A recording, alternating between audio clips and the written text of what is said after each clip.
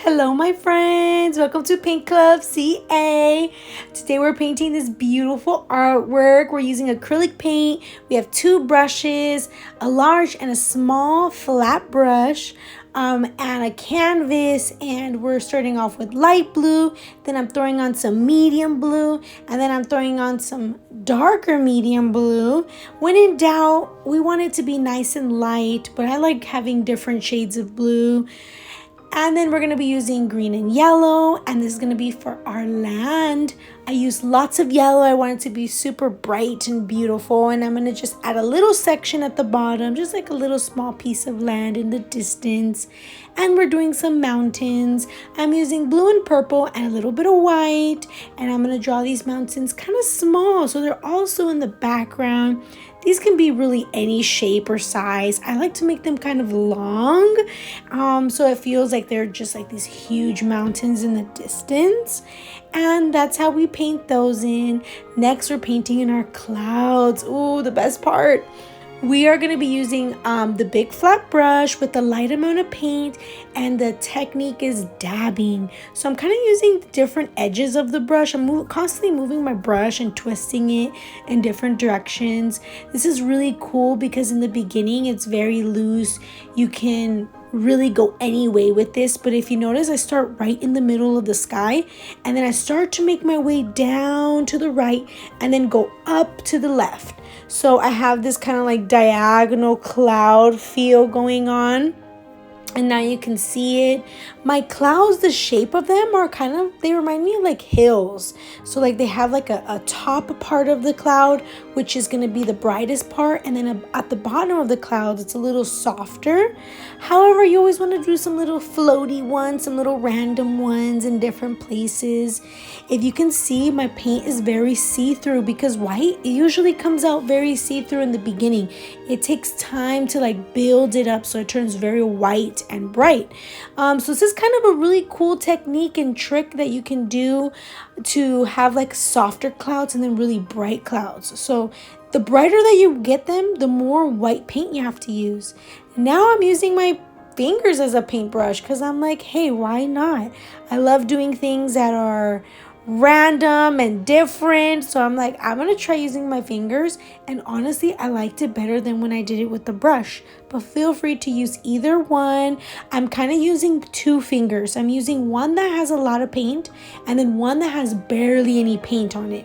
Actually, it like has no paint on it, so I'm putting the paint, the finger that has a lot of paint, I'm like putting some of that paint on my canvas, and then I'm using the other one to kind of move it around and dilute it to make it a little bit more softer. In the beginning, you don't want to get too technical with it. You just got to throw that paint on your canvas and keep building it up. This is still the beginning steps, just like building up these clouds because they're very heavy. They're gonna come out like very heavy. There's a lot of clouds on this beautiful sunny day, so I add quite a bit, and I'm just moving around. At the bottom of the canvas, I have a little bit more flat clouds going on. But if you can see on this left side, I'm going very heavy with the paint. I'm just building it up, building it up. Once you get to a point, you want to start using that flat brush again to kind of flatten down those clouds. Have some like flatter clouds. Not all of them always have to be so fluffy, especially the ones at the bottom. These are off into the distance. They don't have too much detail, so they're a lot flatter. And they're long, they're different strokes. I like to still dab, even though I'm doing longer strokes, I still dab here and there. And I'm like, hey, use the paintbrush inside of the actual clouds themselves as well. But I think that the best technique in this painting is to let it dry. So after every couple of strokes and layers of paint, I always let my canvas dry a bit and then I come back. The more that you let it dry, the more that white paint is going to get really bright in the areas that you want it to be. So now I'm going to start being more decisive about where I have the top of my clouds. The top of the clouds are going to be the thickest with white. So now I'm going to go even heavier with that white, especially on the tops of the clouds. And I really have a bunch of clouds. So there's going to be lots of little top parts of those clouds. And you're just going to keep building it up. Dab, dab, dab. Move your paint around. When in doubt, you can always let it dry and use light blue to like clean things up. So no worries. The more free and loose you are, I feel like the better it's gonna come out. Don't have too much pressure. Just go for it. Throw it on there. Now I'm going back to the bottom and building up layers because acrylics always work best in layers. So I'm just like building it up, and I'm like, okay, she's looking cute. Now it is time to move on.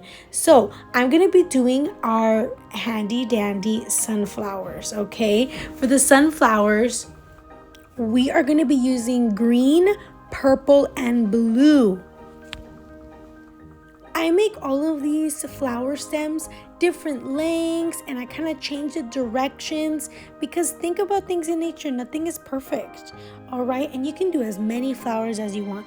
I kind of went for like a minimalist feel where there's not too many going on. So I'm just gonna do just about these here. And then I'm gonna start doing these leaves.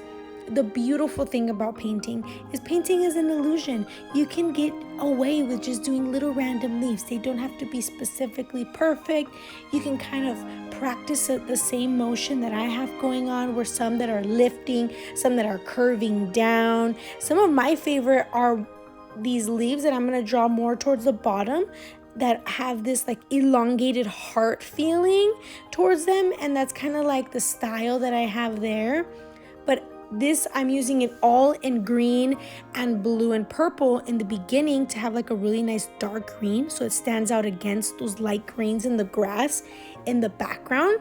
And then now I'm using browns in my greens. So you can use like browns in your greens, yellows in your greens. You can really like be very experimentative with these colors, okay? You are the creator, and it's almost like we're little scientists creating these new versions of color, right? Nobody's gonna make the same exact color as yours. They might get very close, but not exactly, okay, honey? So you have fun with it. Then I'm doing like little highlights because, you know, it's always cute to have some really dark shadows and then some really light highlights. It's always fun. And these are beautiful. I love them. I feel like the more of these little leaves you add, the better. Just don't over clutter, okay? Because too much can overpower, okay? Now, we're doing the center of the flowers. These are going to be brown and white. I don't connect them to the stems. I go a little bit higher up and I just draw little circles. These circles do not have to be perfect. They can be a little bit ovalish. They can even change the shape and size. Feel free to be as creative as you want to be. The first layer is very see-through. So then I come in and I add a little bit of a second layer. And then I'm gonna add a little bit of a shadow using just brown along the bottom to give these flowers a little depth. And then you might have to blend it in a bit after. That's what I'm gonna be doing. It's also good to let things dry. You might be tempted to keep working, and sometimes when the paint's wet, it'll just keep lifting it off the canvas. So always leave your canvas to dry for a little bit.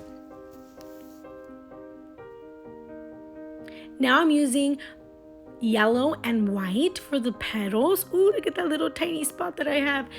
And then we're gonna be drawing in these petals. So these petals here are really nice and thin. Notice how I'm kind of tilting my brush around the center, and I'm pressing very lightly. Use very light pressure. Constantly flat your brush down on both sides. I'm using a flat brush. If you use like a round tip brush, you're not gonna get these really thin flat lines. I love that flat brush. It works magic. I probably use this brush in every single one of my paintings more than any other brush. These two brushes are my go-to. And one thing about brushes is your painting can really change depending on what kind of brushes you have. If you had bad brushes, most likely things are going to get very complicated and you're going to have to work double as hard. So I say it's always good to invest in some nice brushes. Now, I'm constantly grabbing paint because I use very little paint for these detail lines. So I'm using very little bit of paint at a time, but I'm constantly grabbing paint every little while. And notice how I'm moving around my flowers. I don't work on one flower for too long because remember, like I said, we gotta leave things to dry. When you leave things to dry, when you add layers on top, it just makes the painting look better and better. So it's gonna be very tempting to keep working on one area, but just leave it alone. Come back to it. move around your canvas. But look at how beautiful these are coming out. I'm even adding a little bit of brown to these petals, and I'm overlapping the center a bit, so the center might get a little distorted. It might kind of like blend in with the yellow, and that's fine because after I'm done with all these petals, I'm gonna go back over the center one more time. And there she is. Look at her, looking cute. Now we're gonna add the brown again, like I said, because it got a little bit loose and covered up by those petals, which is what we wanted. We wanted them to kind of blend in together, look a little more natural. Throwing in those little highlights. I love me a little highlight. And then some extra leaves. I was like, you know what? These are looking kind of lonely. These are little extra leaves. So these look like some nice healthy flowers, right? You might even want to lift your canvas over your easel if you're using one and do some at the very bottom. So it looks like these flowers just continue to grow below our canvas.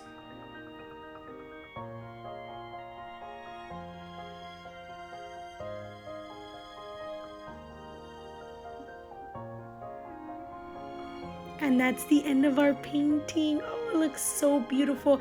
I love it so much. If you had a good time and you want to keep painting with me or just enjoy watching the process, these are my upcoming paint classes that I'm going to be having here on YouTube. So don't forget to subscribe. Peace.